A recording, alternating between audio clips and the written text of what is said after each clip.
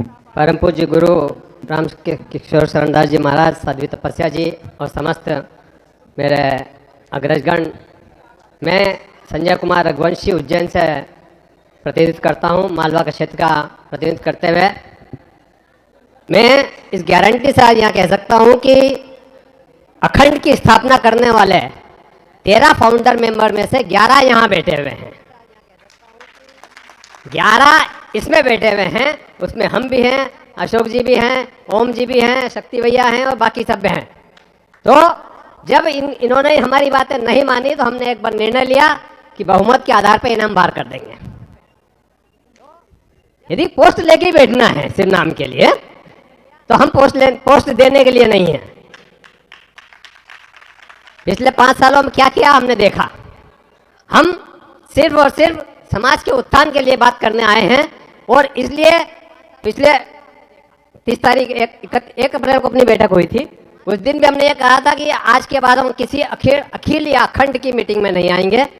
उन्होंने फिर एक मैसेज हमें दिया कि 18 तारीख को हम मीटिंग कर रहे हैं, 14 तारीख को मीटिंग कर रहे हैं, आप आइए। हमने उन्हें स्पष्ट कह दिया कि किसी अखंड या अखिल की आप बैठक में नहीं आएंगे।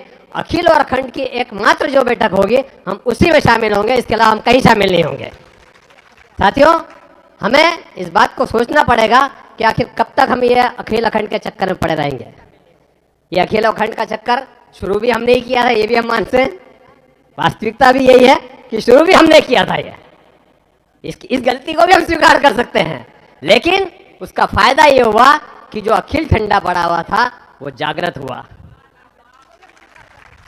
और हम अखंड वाले अखिल के साथ मिल गए। आज की तारीख में भी जो है मैं देख रहा हूं, अखंड के हाथ में ही सब कुछ है।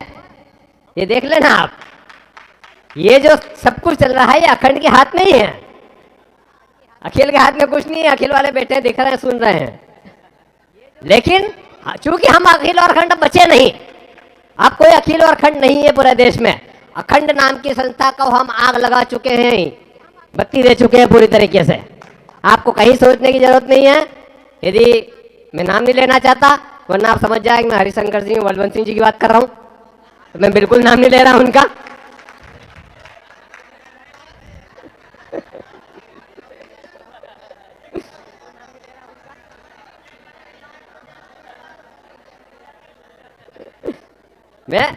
मुझे तकलीफ कहाँ हुई थी जब अखंड और अखिल की बातें चल रही थी। माननीय विधायक जी वीरेंद्र सिंह जी उज्जैन जिले के दौरे पर थे, लेकिन मैं इनका स्वागत करने नहीं गया क्योंकि मैं अखंड का था, ये अखिल के थे। उसी दिन ये नागदा में भी थे, हमारी भी एक मीटिंग नागदा में भी थी। हमने 2 घंटे के अंतर पे मीटिंगें रखी। क्या चल रहा था ये? इसलिए हमने कसम खाई थी कि हम अखंड और अखिल को एक रखेंगे। साथियों, मैं आप ट्रस्ट की बात करूं, हमारे ट्रस्ट के संरक्षक आदरणीय पूज्य गुरु जी यहाँ बैठे हैं।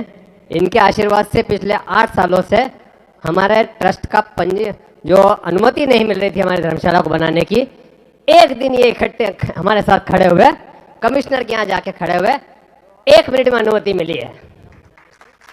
1 मिनट लगा है। कमिश्नर ने देखा गुरुजी आए हुए हैं, गुरुजी सामने खड़े हुए था, क्या हुआ, वही ऐसा होना, ठीक है। 8 दिन में हमें अनुमति हमारे हाथ में आ गई। पिछले मार्च महीने में हमने उसका उद्घाटन भी कर दिया है। प्लिंथ तक हम लगभग आ चुके हैं। मैं आप लोगों से निवेदन करूंगा कि अगले सिंहस्थ के पहले हम एक 30 कमरों की बहुत बड़ी धर्मशाला उज्जैन में बनाना चाहते हैं, जहां पूरा रघुवंशी समाज पूरे 1.5-2 महीने तक निःशुल्क भोजन की व्यवस्था और ठहरने की व्यवस्था हम उनकी करना चाहते हैं। पिछले 3 सिंहस्थ में हमने की है, लेकिन कहीं ना कहीं टुकड़ों में, कहीं छत के टेंट के नीचे, कहीं इस प्रकार की व्यवस्था की। लेकिन अब हम चाहते हैं कि हम एक 30 कमरों के एसी जो रूम बनेंगे उसमें हम धर्मशाला का निर्माण कर रहे हैं और आप सब लोगों से हम सहयोग चाहते हैं। और अंत में मैं इस बात पर विश्वास रखता हूं कि जो साथ चलेगा उसे साथ लेकर चलेंगे, जो नहीं चलेगा उसे छोड़कर चलेंगे, जो बाधा बनकर आएगा उसे ठोक कर चलेंगे। चलना ही नियति है, इसलिए बस चलेंगे, बस चलेंगे, बस चलेंगे। जय हिंद।